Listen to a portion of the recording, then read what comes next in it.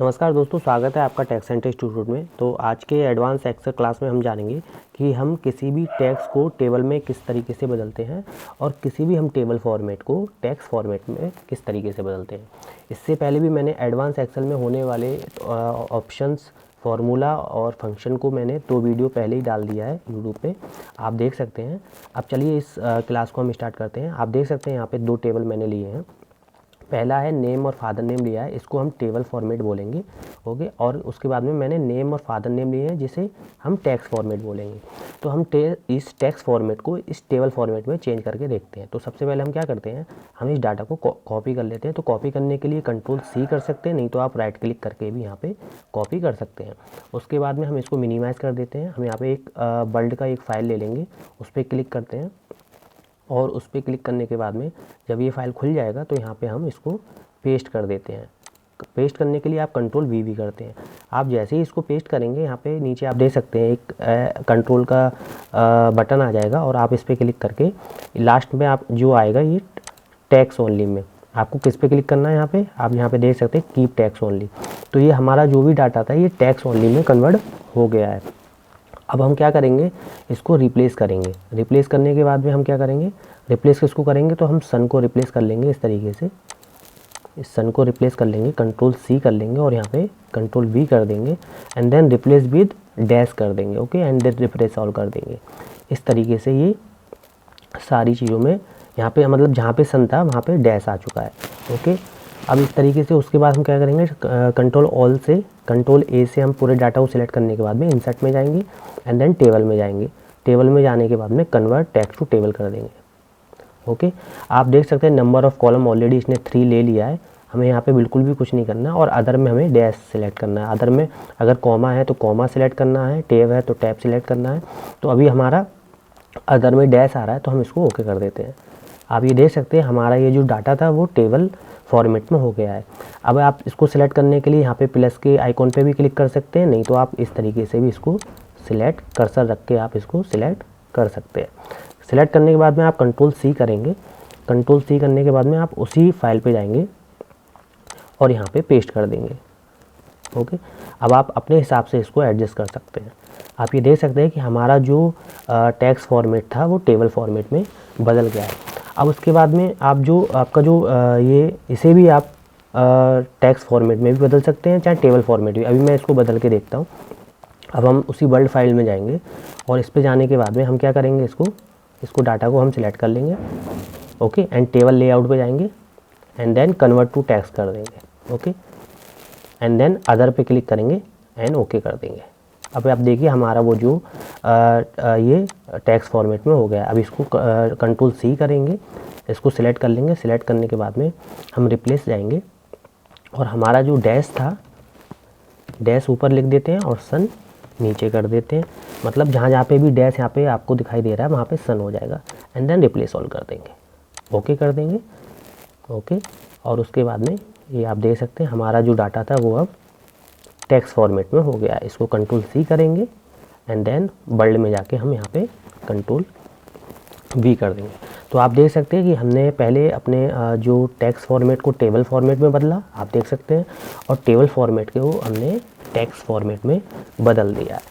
तो आशा है आपको समझ में आया है। हमारा दूसरा टॉपिक है कि डाटा को कंसोलिडेट कैसे करते हैं, मतलब हम डाटा को कंबाइन किस तरीके से करते हैं। तो कंबाइन करने के लिए हम क्या करेंगे कि आप देख सकते हैं यहाँ पे मेरा 3 शीट है। नेम सेल्स का पहला शीट, नेम सेल्स का दूसरा शीट एंड नेम सेल्स का तीसरा शीट। जिस शीट में नाम तो सेम है लेकिन सेल क्वांटिटी अलग अलग है। अब मैं चाहता हूँ कि रवि का सेल इस शीट का कितना है, इस शीट का कितना है, इस शीट का कितना है, और रवि का नहीं बाकी जितने भी लोग हैं उनका सबका डाटा यहाँ पे एक जगह पे कंसोलिडेट होके या सम होके या जिस तरीके से मैं चाहूँ एवरेज या मिनिमम या मैक्सिमम वो सारा डाटा यहाँ पे आ जाए। तो उसके लिए मैं क्या करूँगा, मैं डाटा टैब पे क्लिक करूँगा। ऑलरेडी मैंने यहाँ पे क्लिक कर रखा है। दैन डाटा टूल्स पे जाऊँगा। डाटा टूल्स पे जाने के बाद में यहाँ पे कंसोलिडेट पे क्लिक करूँगा। कंसोलिडेट पे क्लिक करने के बाद में ये पहले मैं डिलीट कर देता हूँ जो पुराना डाटा यहाँ पे है। ओके, देन उसके बाद में यहाँ फंक्शन में आप देखेंगे यहाँ पे सम, काउंट, एवरेज, बहुत सारी चीज़ें आपको जो भी निकालना है आप निकाल सकते हैं। तो मैं सम निकालूंगा कि रवि का टोटल 3 सीटों का सम कितना है। देन रेफरेंस के लिए मैं अप एरो पे क्लिक करूँगा। देन मैं फर्स्ट शीट को इस तरीके से सिलेक्ट कर लेता हूँ। ओके, देन डाउन एरो पे करूँगा। ओके। एंड जो मेरा शीट सिलेक्ट हुआ है उसको मैं ऑल रेफरेंस में सिलेक्ट करूँगा। तो ऑल रेफरेंस में सिलेक्ट करने के लिए मुझे ऐड पे क्लिक करना पड़ेगा। ये शीट ऐड हो चुका है। देन मुझे दूसरा शीट सिलेक्ट करना है तो मैं अप एरो पे फिर क्लिक करूँगा, देन दूसरा शीट क्लिक कर लूँगा इस तरीके से। ओके, देन डाउन एरो पे करूँगा। अब मेरा वो शीट सिलेक्ट हो गया, देन मैं ऐड कर दूँगा। अब मेरी 2 sheet A1 and sheet 2 already यहाँ पे सिलेक्ट हो गई। तीसरा शीट अभी मेरा बचा हुआ है, तो तीसरे शीट के लिए मैं अप एरो पे क्लिक करूँगा, देन तीसरा शीट इस तरीके से सिलेक्ट कर लूँगा। ओके, बहुत ही ज़्यादा सिंपल है। अब मैं इसको तीसरी शीट को भी ऐड कर दूँगा। आप देख सकते हैं कि ऑल रेफरेंस में मेरा शीट 1, शीट 2, शीट 3 तीनों शीट यहाँ पे ऐड हो गई है। यूज़ लेवल इन में आपको लेफ्ट कॉलम पे क्लिक करके रखना है, देन ओके करना है। अब आप देख सकते हैं रवि का टोटल 2393 सेल है। अगर आपको चेक करना है रवि का, तो मैं क्या करूँगा, एक फार्मूला लगा के देखता हूँ। सम का टैब की को प्रेस करता हूँ, 1 प्लस ये टोटल कितना हो रहा है 2393। जो 2393 मैच हो रहा है, मतलब आप डाटा को इस तरीके से कंसोलिडेट कर सकते हैं। अब दूसरा एक कंडीशन है, आप बोलेंगे सर ये तो मतलब अगर आप बोलेंगे ये तो सर एक ही नाम है रवि रवि रवि, अगर ये यहाँ पे इस तरीके से और शीट होगा नीचे डबल, तो वो क्या कंसोलिडेट कर पाएगा? हाँ बिल्कुल कर पाएगा। करके देख लेते हैं। उसके बाद में हम डाटा टैब पे फिर से क्लिक करते हैं, देन सब पे करते हैं और हम ये पुराने वाले डाटा को डिलीट कर देते हैं, नहीं तो ये दोबारा बताएगा।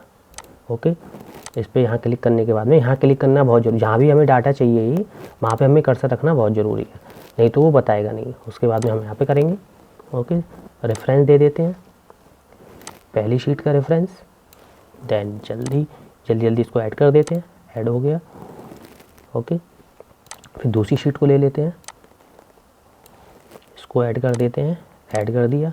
तीसरी शीट को ले लेते हैं, हमें तीसरी शीट पूरा लेना है, देखिए पूरा शीट लेना है। ओके, तीसरी शीट भी हमारी तीनों शीट ऐड हो गई, देन ओके कर देते हैं। अभी आप देख सकते हैं रवि का जो नंबर ऑफ सेल है बढ़ गया, क्योंकि हमने यहाँ पे रवि का शीट यहाँ पे नीचे डबल ले रखा है। और अगर आपको क्रॉस चेक करना है तो आप ऐड कर सकते हैं, रवि का 1, ये दूसरा सेल, तीसरा सेल और ये चौथा सेल, टोटल 4544 यहाँ पे देख सकते हैं 4544। मतलब आप इस तरीके से भी डाटा को कंसोलिडेट कर सकते हैं। ओके, अब चलती है अगले नए टॉपिक पे। हम परसेंटेज को कैलकुलेट करके देखते हैं। परसेंटेज को कैलकुलेट के बहुत सारे मेथड होते हैं, तो यहाँ पे हमने सारे ले लिए हैं। परसेंटेज को बेसिकली हम जब मार्कशीट बनाते हैं या हम कुछ भी परसेंटेज अपने डाटा के लिए कैलकुलेट करते हैं, या किसी भी ऑर्गेनाइजेशन में हम कोई भी चीज़ परसेंटेज निकालते हैं, तो वहाँ पे परसेंटेज फार्मूला का बहुत ज़्यादा यूज़ होता है। अब आप देख सकते हैं मैंने यहाँ पे 2 शीट ले रखी हैं, एक रवि नाम से एक शिवम नाम से, जिनमें मैंने ABC दे रखा है दोनों शीट में, जिनमें यहाँ पे मैक्सिमम मार्क है 600 और स्कोर है 25, मतलब 600 में से 25 स्कोर है। अब इसका मुझे परसेंटेज किस तरीके से निकालना है, तो आप देख सकते हैं मैंने यहाँ पे जो शीट लिया है, यहाँ पे जो शेल मैंने सिलेक्ट किया है, यहाँ पे मैंने परसेंटेज यहाँ पे सिलेक्ट नहीं किया है। तो यहाँ पे मैं फॉर्मूला किस तरीके से लगाऊंगा, तो सबसे पहले मैं इक्वल टू प्रेस करूँगा। ओके, उसके बाद में स्कोर को सिलेक्ट करूँगा, तो स्कोर है मेरा 25, देन मल्टीप्लाई या स्टार लगाऊंगा। ओके, 100 से मल्टीप्लाई करूँगा और उसके बाद मैं भाग दूंगा A से, इस तरीके से। तो आप इस तरीके से परसेंटेज निकाल सकते, तो इसका परसेंटेज आया 4.16।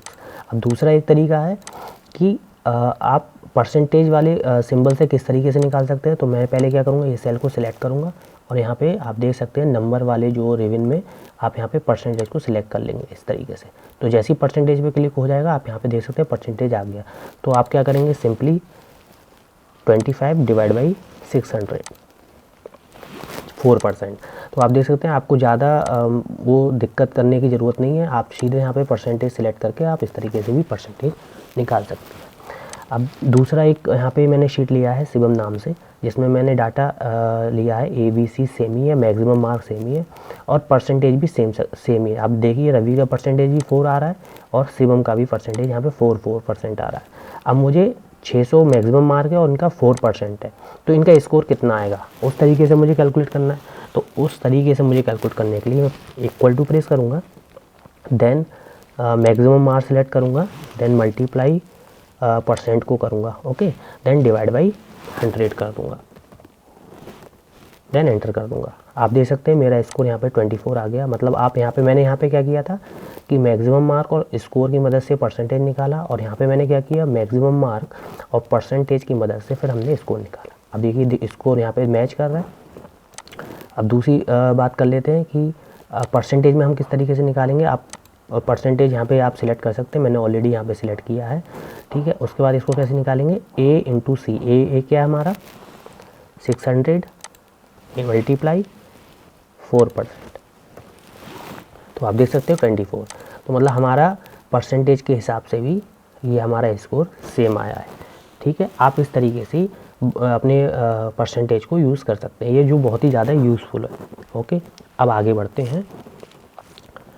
अभी आप देख सकते हैं कि मैंने यहाँ पे एक नया टॉपिक है जिसमें हमने एक शीट लिया है जिसमें सब्जेक्ट और रवि, श्याम और शिवम के नंबर्स हैं। यहाँ पे सब्जेक्ट है, इनका टोटल है यहाँ पे। अब इसको बोला जाता है 3D रेफरेंस फंक्शन। तो 3D रेफरेंस फंक्शन क्या होता है कि हम ये अप्रैल का शीट है, मई का शीट है और जून का शीट है, यहाँ पे देख सकते हैं, और इनका मुझे टोटल चाहिए यहाँ पे। ओके, तो यहाँ पे मैंने ऊपर हेडर में डाल रखा है टोटल अप्रैल का, मई का और जून का। तो हम 3D रेफरेंस की मदद से, या इसको 3D रेफरेंस भी बोला जाता है, एक ही जगह पे हम सबका टोटल किस तरीके से निकालेंगे। तो सबका टोटल हम निकालने के लिए क्या करेंगे, हम हिंदी पे जाएंगे। ओके, हिंदी वाले सब्जेक्ट पे उसके सामने वाले सेल पे इक्वल टू प्रेस करेंगे एंड अप्रैल पे जाएंगे। यहाँ पे अप्रैल पे जाने के बाद में हिंदी वाला जो सेल है उसको सिलेक्ट करेंगे, प्लस फिर मई पे जाएंगे। मई पे जाने के बाद में फिर हिंदी वाला करेंगे, प्लस फिर जून में जाएंगे, फिर जून में हिंदी वाला सिलेक्ट करेंगे। ओके, उसके बाद में हम एंटर कर देंगे। तो आप देख सकते हैं कि रवि का अप्रैल, मई और जून का जो टोटल है वो 162 हो आ गया है। तो आप देख सकते हैं यहाँ पे फॉर्मूला बार पे अप्रैल का C2, मई का C2, जून का C2। ओके, आपको सिंपली क्या करना है, आपको इसको ड्रैग करना है नीचे की तरफ और आपको इस तरफ भी करना है। तो ये सारा टोटल ऑटोमेटिकली आ गया है। ये देखिए, ये सारा टोटल ऑटोमेटिकली आ गया है। अब मैं इसको अगर यहाँ पे अप्रैल में कोई भी चेंजेस करूँगा, मान लीजिए मैं रवि का यहाँ पे 100 ऐड कर देता हूँ मोर, तो आप देख सकते हैं टोटल में भी यहाँ पे ऑटोमेटिकली अपडेट हो जाएगा। तो ये बहुत ही ज़्यादा यूज़फुल है। आपकी कितनी भी सारी यहाँ पे शीट हो, वो सारी शीटों का डाटा आप यहाँ भी कहीं भी अपडेट करेंगे। अगर मैं मई में भी अपडेट करूँगा किसी भी सेल में, तो ये ऑटोमेटिकली हमारी टोटल वाली शीट में ऑटोमेटिकली ऐड हो जाएगा। अब ये हो गया हमारा अप्रैल, मई, जून, ये तो सेम वर्कशीट में ही हो गया। अगर आप बोलेंगे कि सर ये तो सेम में ही हो गया, अगर हम दूसरी वर्कशीट से अगर हम डाटा को लिंक करेंगे तो किस तरीके से करेंगे, तो उसके लिए हम क्या करेंगे, हम चलिए एक दूसरी वर्कशीट को हम ले लेते हैं। ओके, इसको हम डिलीट कर देते हैं। हम यहाँ पे एक दूसरी शीट को ले लेते हैं।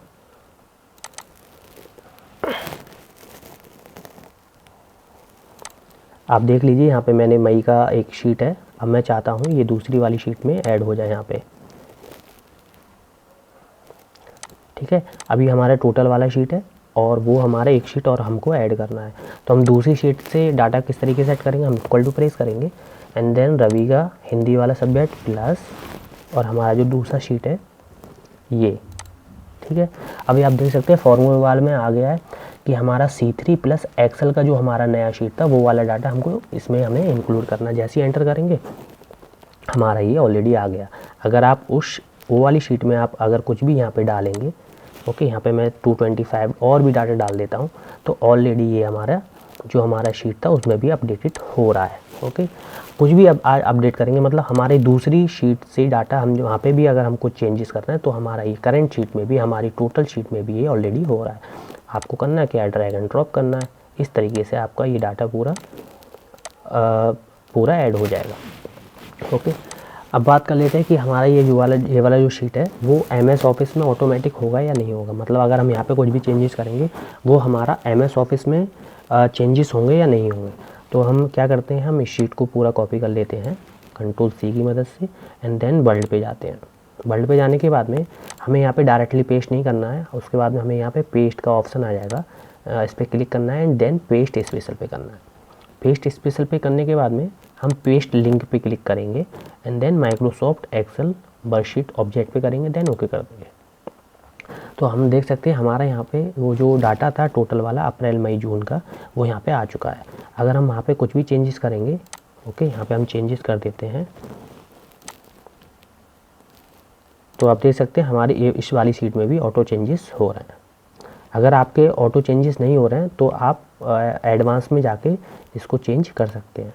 ओके, तो आज के लिए इतना ही। तो मिलते हैं हम अगली वीडियो में, और आशा है जिन लोगों को भी हमारा वीडियो अच्छा लगा है वो चैनल को सब्सक्राइब कर लीजिए, साथ ही दोस्तों के साथ शेयर कीजिए ताकि उन्हें भी इस जर्नी में शामिल होने का मौका मिल सके। Thank you so much.